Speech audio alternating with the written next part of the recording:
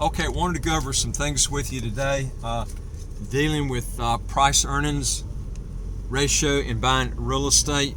Most people are familiar with it, dealing with equities. I actually was in that business for almost 25 years, so very versed in it. Not in it now. We don't recommend equities. We don't hold ourselves out as financial advisors.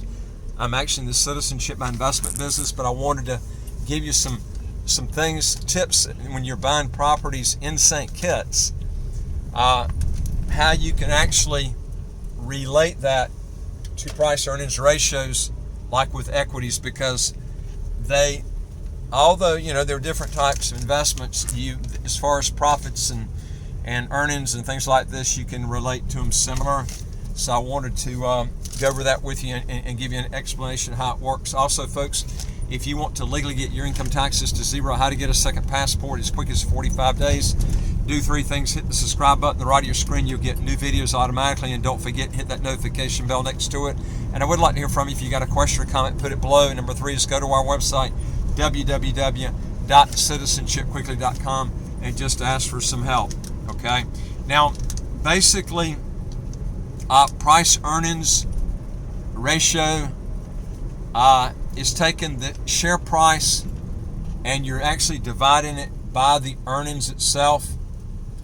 Now, what happens to a lot of people is they look at it, it kind of flabbergasts me, but there's a lot of people that look at equities and real estate different. I don't.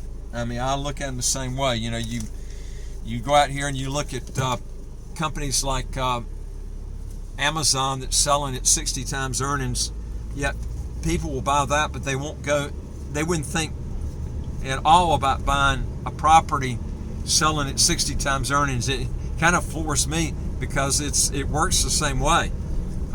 People go out and buy equities that are losing money, but they would never buy a property that's losing money. It would constantly lose money.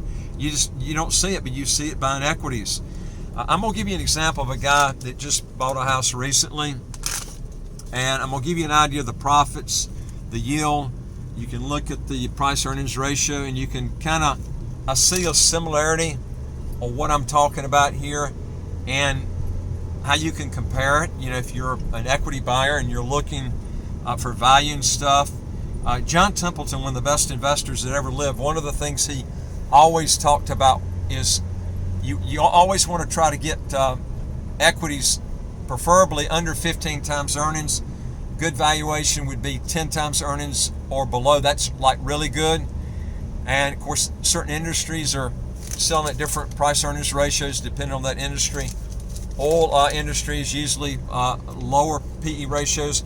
But what I wanted to tell you though is let's look at price earnings ratio and what it is and how it relates to buying in real estate. Okay, price earnings ratio is defined as the share price divided by the earnings per share. Okay, so what we got to do is look at, most people, like I said, are finding value in equities, but they don't look at the same way when they're buying property. I had a guy, for instance, that bought a house. It was appraised for $570,000. The tax value was actually under what he paid for it. He made an offer. I couldn't believe it. He made an offer of $220,000 and they accepted $230,000. And the actual rental income he's getting on that is about $32,400 US a year. Now, if you really want to look at the times, his earnings, it would be 8 times earnings. And all you got to do is take the $230,000 divided by $32,400, and you're going to get an 8 times earning ratio. Now, if you want to get the actual yield, it would be 14.09% is the annual yield that you'd be getting on that. Now, that's really good. I mean, especially when banks are paying like close to 0% in bank accounts. And equities, you have the chance of the market dropping out, every bear market, which occurs about every 6 years, of anywhere from 30 to 50%.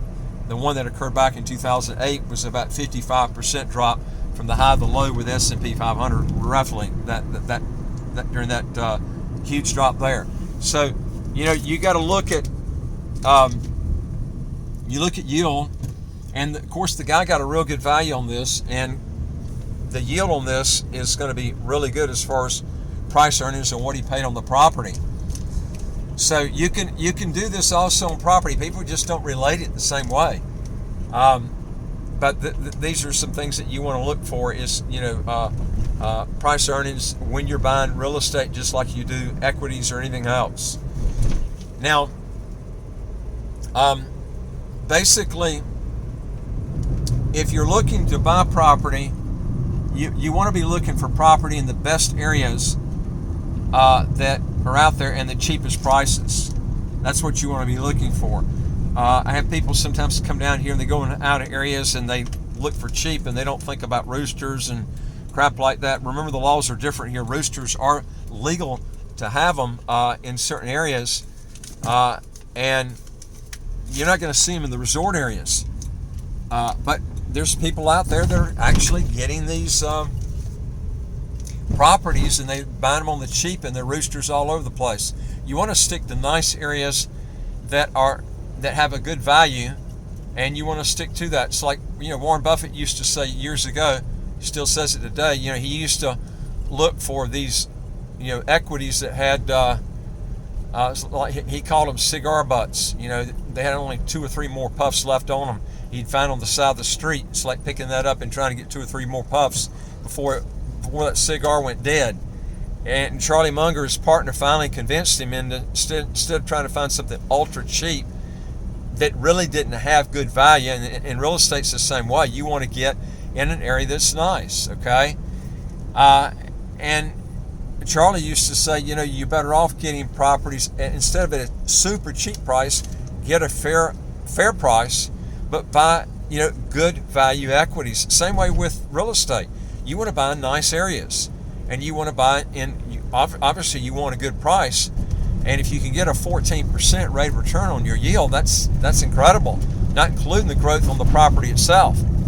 But these are some things that you need to look for, and if you're looking to buy properties, like I said, you can do the same sort of comparison on PE ratios on equities that you do on buying properties. It's the same thing, and this is how you look at properties when you buy them. So anyway, if you want to learn more on this, go to our website, www.citizenshipquickly.com. Hit that top bar that says apply with us, fill out the questions, hit that bottom bar that says send it to us. We deal with over 100 citizenship by investment, residency by investment countries all over the world. And folks, don't forget to hit that subscribe button at the right of your screen. We got over right at just under 700 videos right now. This is where you get a lot of free good information if you want to buy properties. And why not use this emphasis I'm telling you about to buy citizenship? You can get the citizenship option by buying a property, and we do have a guy right now, like I said, he only has a few properties left where you can actually go in and they'll pick up your government fees, your legal fees, your background check fees.